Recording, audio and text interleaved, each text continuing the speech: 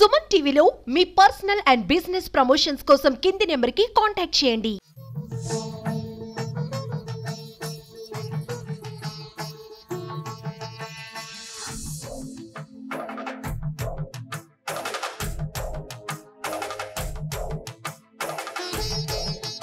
Hi hello నమస్తే welcome to Suman TV. నేను మీ Sivakumari. Present అయితే మనం నెల్లూరు జిల్లా కందుకూరు నియోజకవర్గం ఉలాపాడు మండలం ఉలాపాడు గ్రామంలో ఉన్న శివాలయం టెంపుల్ దగ్గర అయితే మనం ఉన్నాం.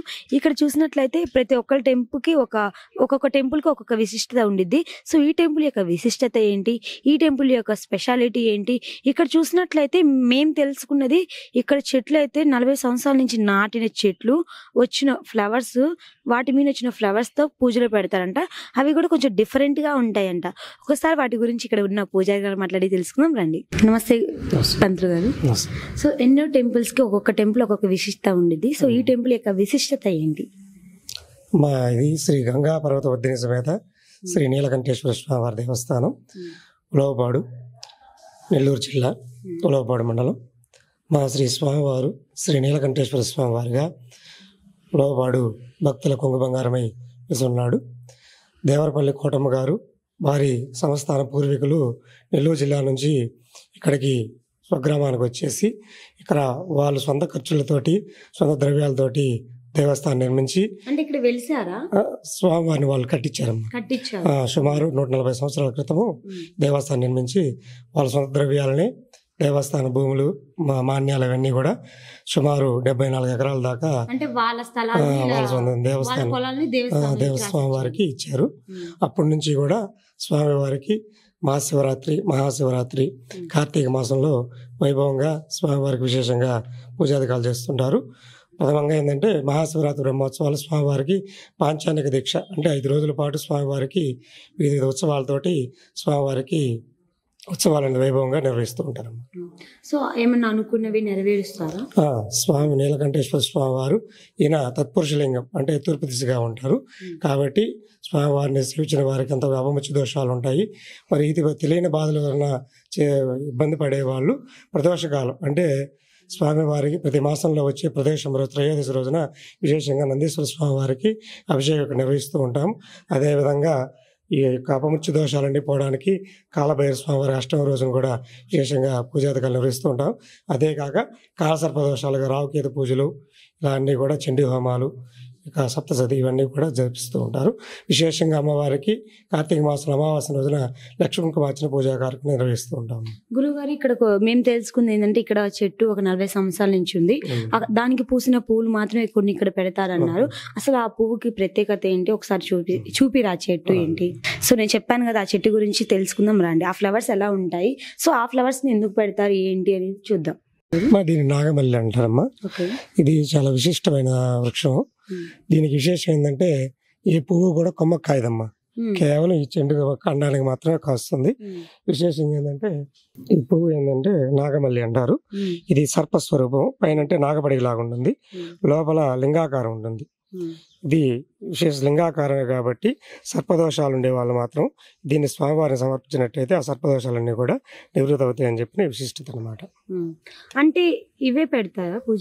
ఇది స్వామివారికి ప్రీతికరమైన పువ్వులు ఉన్నాయి, మారేడు దళము, వాటిలో విశిష్టమైనది కూడా ఇది కాబట్టి దీన్ని కూడా స్వామివారికి ఎక్కువగా సర్పదోషం ఉండే వాళ్ళు సమర్పిస్తే వివాహ ఆటంకాలు కానివ్వండి, రుణబాధలు కానివ్వండి, సర్పదోషాలు ఏమైనా ఉంటే నివృత్తి అవుతాయి. పూజారిగా మామూలుగా మనం కొన్ని చెట్లు చూస్తాము, కొన్ని వేసుకోవాలంటే ఆ వేరు తీసుకుని వెళ్తాం కదా, బట్ ఇలా కొమ్మలు తీసుకుని వెళ్ళి నాటుకోవచ్చా? ఇది కొమ్మలు వేస్తే బతకదమ్మా. ఇది వృక్షం ట్రై చేసాం, లేదు ఎక్కడ రాలేదు. ఇది కూడా దాదాపు ఒక 20 చెట్లు 30 చెట్లు వేసిన తర్వాత ఈ చెట్టు మాత్రమే బతికింది. దాదాపుగా ఒక 10 సంవత్సరాలు మాత్రమే పువ్వు పూస్తుంది. చెట్టు వేసి కూడా 30 సంవత్సరాలు అవుతుంది, 40 సంవత్సరాలు అవుతుంది. 40 సంవత్సరాలు అయినా ఓకే. అంటే పైకి వస్తాయి లేకపోతే ఓన్లీ ఈ కాండానికి అమ్మా? ఇవన్నీ కూడా శరదృతులు మొత్తం రాలిపోతాయి, కంప్లీట్ గా మళ్ళీ వస్తాయి. డైలీ వస్తాయి. ఉదయం 10 గంటలకల్లా రాలిపోతుందమ్మా పువ్వుకి. ఇలా చెట్టుకు ఉండేది పువ్వు వికసిస్తుంది. ఈ ఉదయం అంటే బ్రహ్మ ముహూర్తంలోనే స్వామివారికి వినియోగిస్తాము. తదుపరి మొత్తం రాలిపోతాయి, పడిపోతాయి అమ్మా. ఇవన్నీ కూడా కొన్ని ఉంటాయి కదా పూజారి గారు, సో ఒక సీజన్ మాత్రమే ఉండిద్ది, బట్ ఈ చెట్టుకి అలా సీజన్ ఏమంటుందా? కంటిన్యూగా వస్తుండే. సో ఇక్కడ చూసినట్లయితే ఇక్కడ ఆకులు ఏ ప్లేస్ లో అయితే ఉన్నాయో ఆ ప్లేస్ కి అయితే ఫ్లవర్స్ అయితే రాలేదు. సో ఓన్లీ కొమ్మలకి మాత్రమే వచ్చాయి, ఆ కొమ్మలకి ఆకులు లేవు. సో ఇది కూడా చాలా స్పెషల్ అనిపిస్తుంది, కొత్తగా చూస్తున్నాం మేము ఈ చెట్టు. సో ఫ్లవర్ కూడా చాలా డిఫరెంట్ గా ఉంది, ఎప్పుడు చూడలేదు ఈ ఫ్లవర్ ని మనం. సో ఫ్లవర్ కూడా చాలా డిఫరెంట్ గా ఉంది. ఇక్కడ చూసినట్లయితే నాగుపాము పడగ ఎత్తినప్పుడు ఎలా ఉంటుందో సో ఆ షేప్ లో అయితే ఇక్కడ ఉంది. సో ప్రెజెంట్ ఇలా ఉంది. సో మామూలుగా కొన్ని ఫ్లవర్స్ చూస్తే మనకి ఒక 2 days అయినా 3 days అయినా ఉండి పడిపోతాయి బాగా వాడిపోయిన తర్వాత. బట్ ఇక్కడ చూసినట్లయితే ఇవి ప్రతిరోజు పూసిన తర్వాత 10:30 ఆ టైంలో రాలిపోతాయి అనమాట. అంటే బట్ టైం అయిపోయిన తర్వాత రాలిపోతే మళ్ళీ ఫ్రెష్గా మళ్ళీ వస్తూ ఉంటాయి. సో కొన్ని మనం ఫ్లవర్స్ చూసినట్లయితే కొన్ని చెట్లకు ఒక టైం ఒక పీరియడ్ ఉండేది. ఇప్పుడు మల్లె పూలు ఉన్నాయి అనుకో, డివైడ్ అయిపోతాయి. అవును, డివైడ్ అయిపోయి రాలిపోతాయి. పువ్వుగా రాలిపోదు. ఇది కూడా ఓకే, పువ్వుగా రాలిపోదంట. సో ఈ రెక్కలు ఇవన్నీ ఇప్పుడు ఎన్ని ఉన్నాయి అనుకో. సో ఇలా రాలిపోయిన తర్వాత సో ఇలా ఉండి ఆ తర్వాత పడిపోతారంట. సో ఆ తర్వాత పడిపోయిందని చెప్పి ఇక్కడ మా పూజారి గారు అయితే చెప్తారు, ఎందుకంటే వాళ్ళు బాగా గమనిస్తారు. కానీ మనం చూసినట్లయితే ఇప్పుడు మల్లె తోట ఉంది.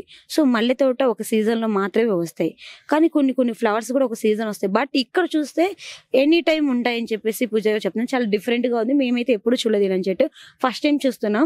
సో ఇదైతే మన ఉలవపాడు టెంపుల్లో మాత్రమే ఉన్నాయి, ఎక్కడా లేవు. సో చూసారు కదండి మన ఉలవపాడు టెంపుల్ యొక్క విశిష్టత ఏంటి, ఈ చెట్టు గురించి అంత స్పెషల్ ఏంటో ప్రతి తెలుసుకున్నాం. సో ఇంకెందుకు చూస్తూ ఉండండి మరిన్ని వీడియోస్ కోసం మీ సుమన్ టీవీ. కెమెరామెన్ చందుతో నేను మీ శివకుమారి.